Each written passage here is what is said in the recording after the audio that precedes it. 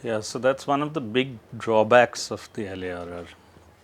It was initially, in the initial discussions, it was actually everyone, communities who were going to be affected or displaced.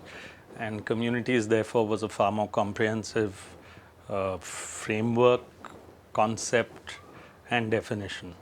That was reduced to landowners. And while there are certain other rights for others, both in terms of consent and in seeing a holistic ecosystem, uh, it it doesn't come across.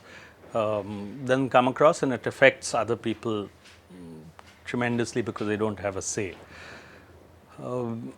However, I think one of the things that one needs to recognize in this whole framework is that communities still affect each other, and therefore what happens in a particular area affects everyone. Even before there was any such law, if one sees the SEZ in Navi Mumbai, there was a people's movement that built up there. It put huge pressure. It managed to get a referendum where everyone there voted, and the vote was 95% against, even though it was a Reliance SEZ and one of the most powerful business houses, it couldn't go through. So I think the recognition of the LARR, the big thing is that the LARR is not some final law. It's actually a law recognizing a transition.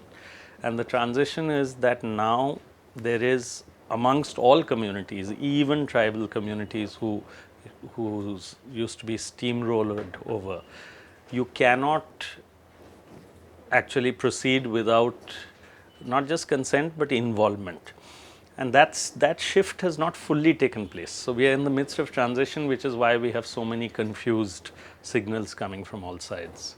I think through the SIA, definitely there is a space which needs to be explored more and more by all of us, because there is no way that we can say that the only people who need to be asked are the landowners.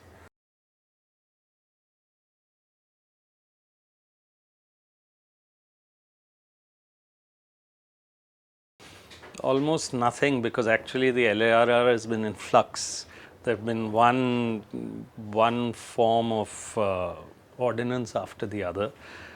Even though it was a consensus legislation, that consensus didn't hold. The new government came in. As I say, I still don't see the letter of the LARR being important. I see the spirit being much more important. And the spirit comes through in that the ordinance has absolutely been rejected. And despite a government with such a large majority and such great determination, it's been unable to push it through. And it has gone step by step to keep saying that we will change, we will change. And even those minor changes and even some of the major changes is still not acceptable. And therefore, to think that you can go out and acquire land is not going to be possible. And I think at all times we must recognize that this is about acquisition. So it is in a sense about forcibly taking land where people are not willing to give it.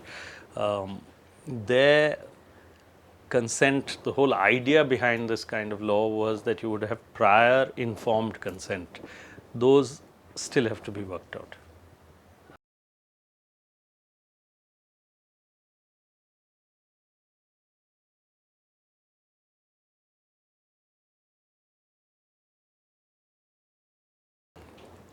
So I think this is somewhere where we have some opportunity. There is so much conflict, and there is, because of very poor information systems, there's increased conflict, and it allows more powerful people to get away.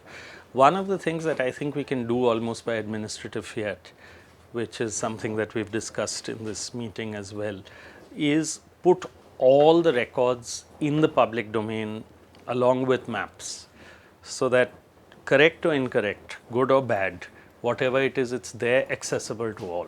We've done it in things like NREGA, which has millions of transactions every day on a real-time basis online, where anyone can access it. And we've combined it with ground level information.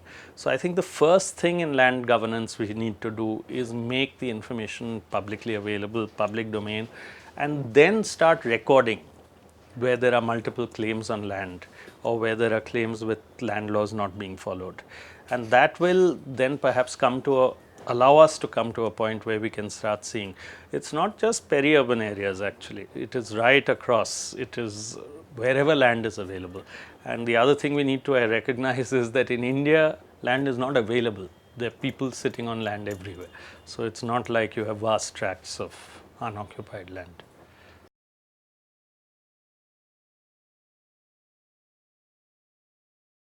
Yeah, so I think it can help push that information come in the public domain. It can look at particular parts of the country where just at random it can start mapping what exactly exists along with groups on the ground or along with innovative officials, or study those particular areas to see what kind of difference that would make.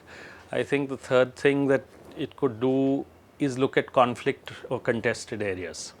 Keep watching it. Why the contestation? How is it worked out? And where does it go? Because we often look at it only during the period of contestation. But it carries on, and it has an impact over a long period of time, which is something that an organization like IIHS could easily do. And a big thing that IIHS could and will have to do is that because it's looking at all aspects of human settlements and land is so central and basic to it, the impact it has on various other policy frameworks. So in terms of settlements, whether it's water, or whether it's transport, or whether it's common lands, or whether it's housing, all of them are impacted by these kinds of projects. Acquisition. And finally, now acquisition is being done. One part is when government acquires on behalf of the private sector. But there is a huge amount of conflict where government is acquiring on behalf of quote unquote a public purpose, even where it is a genuine public purpose. But where do the fruits of that benefit go? What was the Narmada conflict, which changed the way the world thought about large dams? I think the cost benefit analysis now needs to be factored in. It needs to be looked, and we may need to make sure that at least in the future we don't have the kinds of problems that we've had with ousties of those pre-Narmada or even Narmada.